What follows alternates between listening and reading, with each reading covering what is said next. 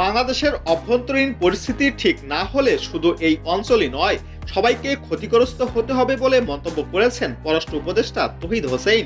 রাজধানী কৃষিবিদ ইনস্টিটিউশনে বহির্বিশ্বের সঙ্গে সম্পর্ক ইস্যুতে তিনি এইসব কথা বলেন। বাংলাদেশকে সব দেশের সঙ্গেই সম্পর্কের ভারসাম্য রক্ষা করে চলতে হবে উল্লেখ করে পররাষ্ট্র উপদেষ্টা বলেন, ভারত, মার্কিন যুক্তরাষ্ট্র ও চীনের সঙ্গে আমাদের সম্পর্ক ভালো রাখতে হবে।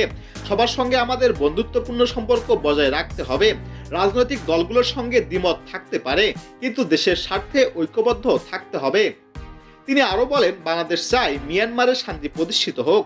মিয়ানমার সীমান্তের প্রায় শতভাগ আরাকান আর্মির দখলে চলে গেছে। এমন পরিস্থিতিতে রোহিঙ্গাদের প্রত্যাবর্তন নিয়ে এখনই কথা বলা যাচ্ছে না। তাই আগামী 2 থেকে 6 মাসের মধ্যে রোহিঙ্গাদের ফেরত পাঠানোর সম্ভাবনাও নেই। শান্তি প্রতিষ্ঠিত হলে রোহিঙ্গাদের ফেরানোর ব্যবস্থা করতে হবে, না হলে দেশেও শান্তি থাকবে না। অনুষ্ঠানে বিএনপির স্থায়ী কমিটির সদস্য আমির খসরু মাহমুদ চৌধুরী বলেন, নিরাপত্তার ব্যাপারে জাতীয় সিকিউরিটি আর্কিটেকচার প্রয়োজন।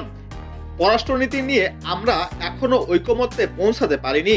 কূটনৈতিক কর্মকাণ্ডে আইএআই সহ প্রযুক্তি ব্যবহার বাড়াতে হবে।